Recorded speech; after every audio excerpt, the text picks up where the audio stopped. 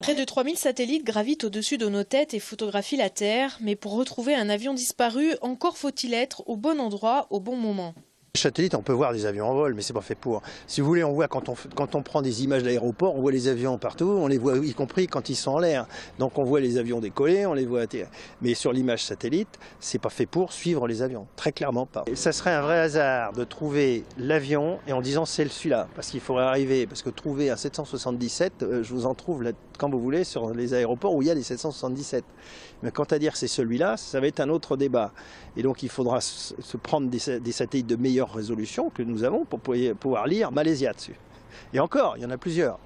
Donc si vous voulez, tout ça, c'est pas la surveillance par imagerie n'est pas les choses adaptées pour chercher quelque chose. Meilleure solution pour chercher, c'est là depuis très longtemps, c'est quand il y a une émission radio. Dès qu'il y a une émission radio, vous arrivez à les localiser. Or, les systèmes de contact ont été neutralisés. Le seul outil de recherche possible actuellement reste l'image.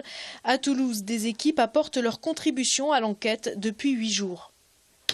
On programme les satellites sur les différentes zones en leur indiquant les secteurs à acquérir en images et en essayant de les livrer le plus tôt possible. On a d'abord acquis des images sur la trajectoire nominale de l'avion côté est et très rapidement, au bout de 2 jours, on a également visé des zones à l'ouest où on avait également des suspicions de ce côté-là. Une image spot 5 ou spot 6 couvre une surface de 60 par 60 km. On arrive à faire des acquisitions parallèles en un seul passage qui vont jusqu'à 10-12 images.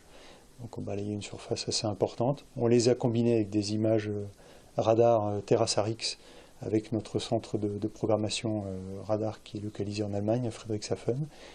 Combinées également avec des acquisitions Pléiades, des images plus petites, mais qui permettent de détecter des objets plus fins à la surface de la mer. Pour l'instant, aucun débris digne d'intérêt pour l'enquête n'a été repéré. Il faut préciser que les satellites ne peuvent pas repérer d'objets immédiats.